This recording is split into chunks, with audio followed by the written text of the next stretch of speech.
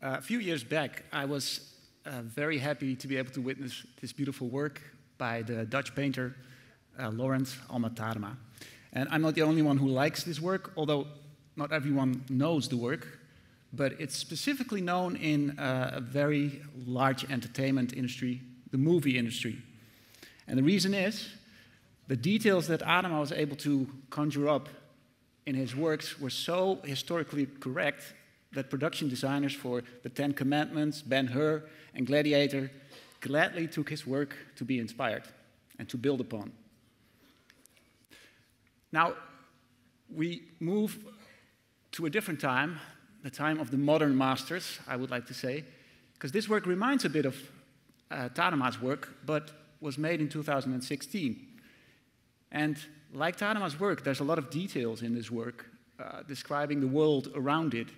But this is a fictional world. This is a game world. And concept designers for games get assignments like, make something that would resemble the 19th century, but with the knowledge of now. And then modern masters go to work and create works like this, entirely digitally. So no paint has been used to make this work.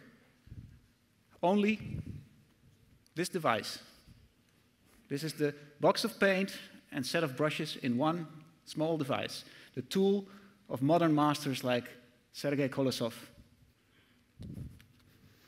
And I love the work because it describes so much about the world, architecture, electricity, the windmills in the distance, and even the location.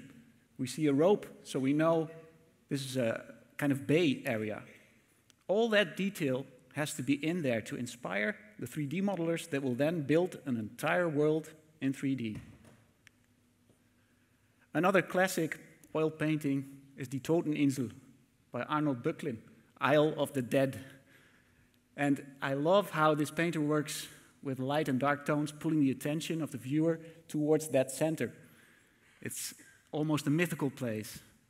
And you could think that dark forces are at work here. And this work may very well have been inspired by it. But again, it's a completely digitally constructed painting. Now you might ask, how do these paintings end up in our world? Now, luckily enough, I was able to compile an exhibit last year and show these works at a museum. If this works. So it's very strange to be able to show you this work that I just showed you before, but here, physically, in our world. And I'm very happy to say that more and more museums with the quality like this are presenting these works to you, to the audience. And this is what I like about museums as well. They give a frame of reference as to where the work comes from. So this particular work resembles a bit the Toteninsel, the Isle of the Dead, and you can see that in this building probably unhappy things occur. The dark and the light, the way the painter plays with it, it's digital, but it also reminds of Romanticism. These skies are almost Turner-esque, and I think it's beautiful. But there's something else. This is just concept art. Games are in 3D. They're worlds that you can enter. Go in. If anyone knows what happened to Sokolov and where this all leads, she will. And you see how the concept art again comes back in the game, but then the world opens up. And you can go there. You have to travel to that awful place. And the name of that place is the Edermeyer Institute of Infectious Disease. And you can imagine that that's not a happy place to be in. But since this is a game, players have the choice how they want to approach this building, or should they even go in. Games are the only medium, entertainment medium, that can have feelings like regret or pride as a result. Regret for going in, for example. And this art does not just inspire the game designers. The concept art inspires the game designers, but players and artists are once again inspired by this world they've seen, and they make paintings of their own. So the circle is completed once someone plays a game where the 3D world is based on concept art, based on traditional art, And then traditional artists remodel it, make their own rendition.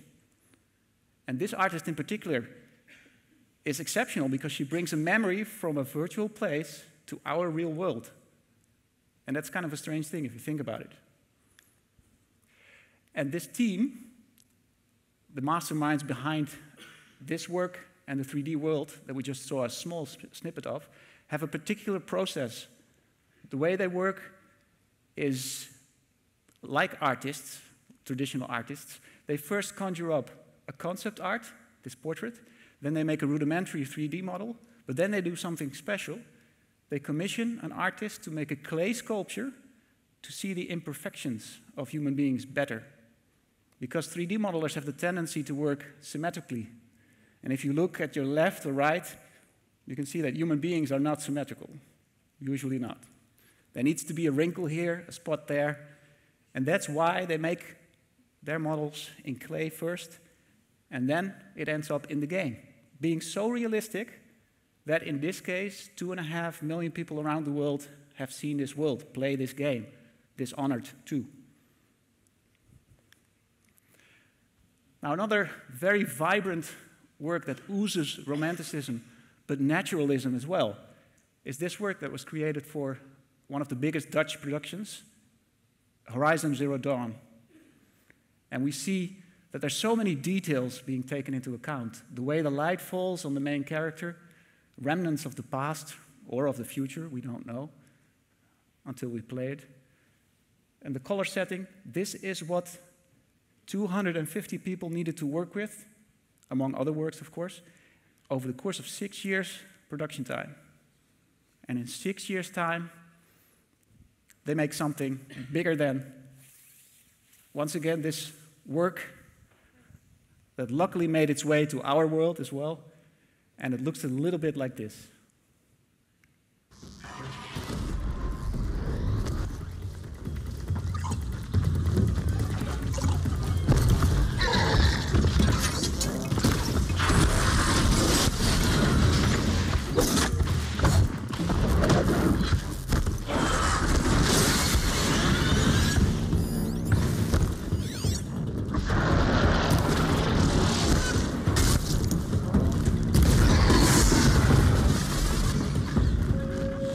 Notice the music changes. It's dynamic music, dynamic light.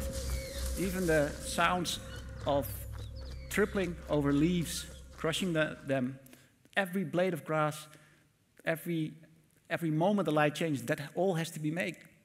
So there's cinematographers at work, there's people who create the clouds in the sky. 250 people work on every detail to make it as realistic as possible. And this is why people like games so much. It's worlds that have been arranged for them very carefully. And I just showed an action sequence, but you can just stop and enjoy the views as well. And you'll notice the inspiration of this particular frame over there. Now, digital art pieces do not always show people that there's more inside. We showed this art piece in a virtual reality headset, and people were standing in front of it, wearing the helmet and saying, this is nice.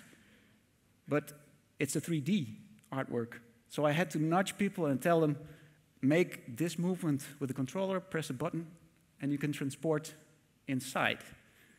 And jaws dropped once they did. Because 3D art enables you to go in, explore, sit on the couch. There's artwork on the walls. There's leaves falling, there's a garden. And many people don't know this until they step in. And then the Alice in Wonderland feeling kicks in, and you drink a digital shrink or grow potion. And what seemed to be a patch of grass suddenly becomes a forest around you. Only games can do this, only virtual worlds can invoke that feeling. Now I'm going back quite a bit to 1434, because I'm not saying that games are the only medium or the only art that can pull viewers in or players in. This is an artwork that I used to pass by all the time at the National Gallery. I used to walk past it and think, medieval art, stiff people, early Renaissance, actually, which this is. And they weren't quite good at people yet in this time. But this is all about the details. This piece interacts with you once you stop and look at it. Because the details in those fabrics are amazing if you don't pass it by, if you look at them. The dog, the hairs, the beady eyes, it's fantastic. And the wooden slippers, you can see every individual crack. You go deeper, you step in. And then the best thing is, if you zoom in on the mirror, this is not a portrait, this is a self-portrait as well. It's a world inside a world. So it's not just games that do this, pull you in. It's 1434. And this artist is playing with hyperrealism, is interacting with the viewer.